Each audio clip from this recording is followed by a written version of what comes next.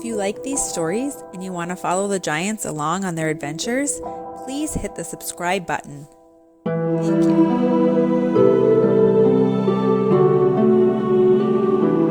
Tell me a giant toy. Ernie Giant's hair was very long. He had been growing it out ever since he was a baby. When he was born, he had no hair at all, and he was bald for the first year of his life. So when he finally started sprouting hairs on the top of his head, he wanted to keep them. Everyone thought they were adorable. And as his hair grew out, it was curly. And no one wanted to cut his beautiful curls off. But as he got older and his hair got longer, it got harder and harder to take care of. It was always snarly. It was get in his eyes and even in his food when he was trying to eat. That's how he knew it was time for a haircut. He wanted his hair to look just like his dad giant's hair. So Ernie found a pair of scissors and started cutting his own hair. And as you can imagine, it was a mistake. He didn't use a mirror, he just started hacking away at it. Ernie, no! Luna walked in the room to Ernie cutting his own hair. She ran over and stopped him from cutting more off. Then she told him, Ernie, if you want a haircut, just ask Mom, and then you can pick out whatever hairstyle you want and she'll cut it for you. But I wanted to do it myself, Ernie said. Luna looked at his head and then looked at his eyes. Well, you did it yourself this time. Maybe Mom can finish up for you. Okay. Ernie was a little frustrated, but he did admit his hair looked a little funny after he did it himself. Luna found her mom and brought her in. Oh, Ernie, I see you got a haircut, Mom Giant said. There was ringlets of hair all over the floor around him. Let me just check your work, Mom Giant told him.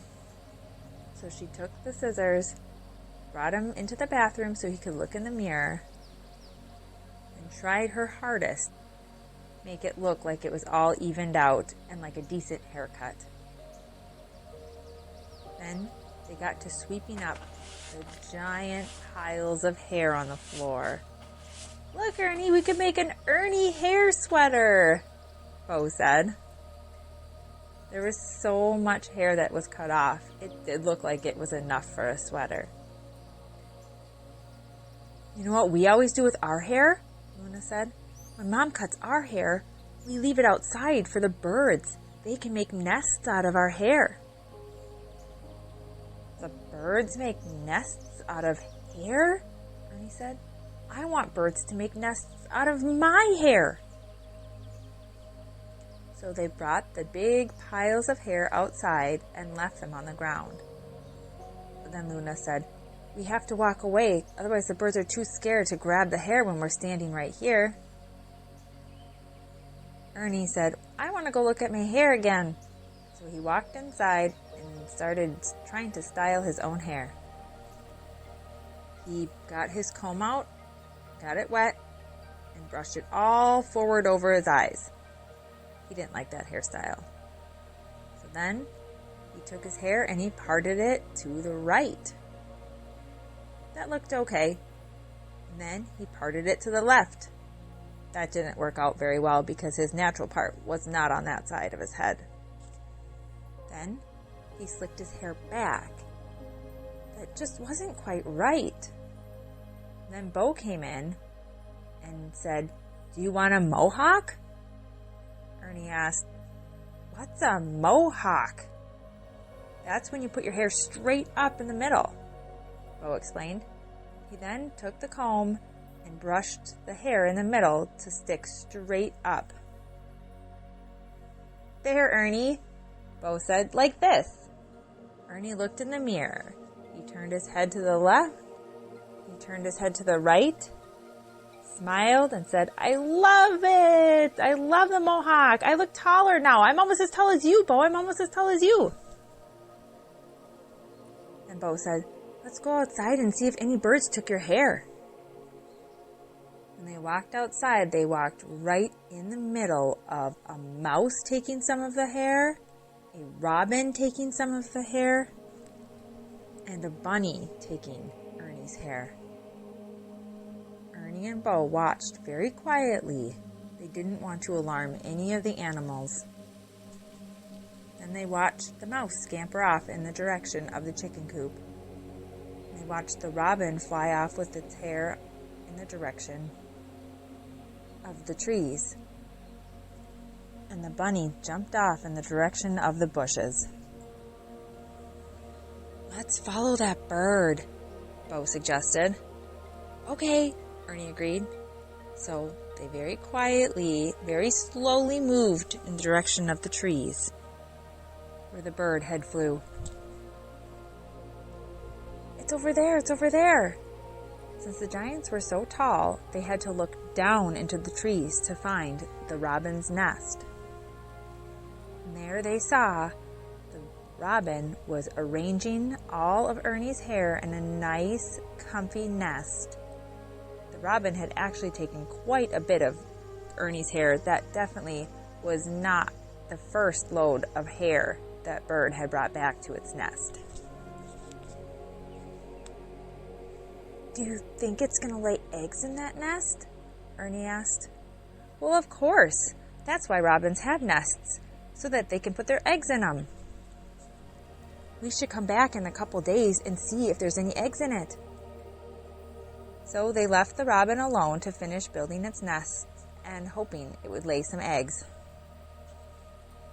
For the next few days, all they could talk about was how cool Ernie's hair was, and whether or not the robin was going to lay eggs, and how many eggs it was going to lay, and what color the eggs were going to be. Ernie said the robin's eggs were going to be white. Bo said the robin's eggs were going to be green. Apple, Peach, Banana said the eggs were going to be brown. And Luna said, no, robins lay blue eggs. Bo said, well, we'll find out. So they snuck back to where they had seen the robin building the nest out of Ernie's hair. And sure enough, there were 3 eggs in that bird's nest. When is it going to hatch? When are they going to hatch? Ernie wanted to know. He couldn't wait to see baby birds in his hair. It only takes 2 weeks for them to hatch, Luna said. Sometimes sooner. We should probably leave that Mama Robin alone so she can sit on her eggs and not fly off. Okay. Don't worry, Ernie. We'll come back in 2 weeks, Luna said. We have to watch our cats very closely so they don't try to eat those eggs. Apple, Peach, Banana said, yeah, we'll watch for hawks in the sky too, 'cause they can also eat the eggs. Luna responded, you are right. We have to watch for hawks, cats, snakes, and squirrels. Bo looked at Luna. Squirrels? They eat nuts. Luna said, no, they actually eat eggs too. We have to watch out for them. It will be our job to protect those eggs from all those predators. So they all took turns watching the tree from a safe distance so the robin didn't know that they were there. They wanted to make sure that those eggs hatched.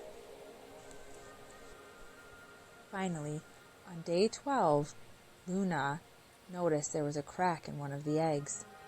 She ran back to her giant mountain house and said, Bo, Apple, Peach, Banana, Ernie, come quick! The eggs are hatching! The eggs are hatching! Without skipping a beat, all the giant children followed Luna to where the nest was. Sure enough, one of the eggs had a crack in it. The giant children, along with the robin mom and the robin dad, watched anxiously as the egg hatched. When it finally hatched, they heard the most adorable peeping they have ever heard.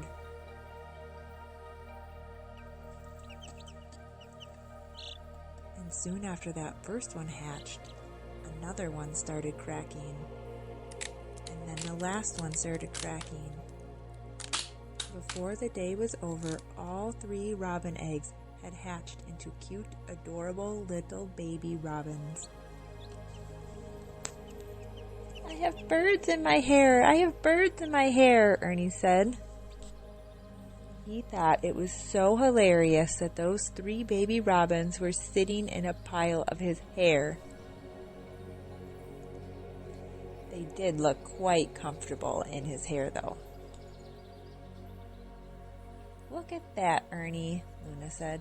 "You got a haircut and the hair made a house for babies." "I love my new haircut," Ernie said, "and I love the robin house that they built. I wonder how the bunny and the mouse used my hair." Luna answered, "They made a nest of their own." "You sure had a lot of hair to go around to all the animals that needed it." "Yes, I did," Ernie said. "Now it's time for us to go home and get cozy in our beds." Luna led the way back to their giant house so they could get all snuggled up in their beds. The end. Good night, giants.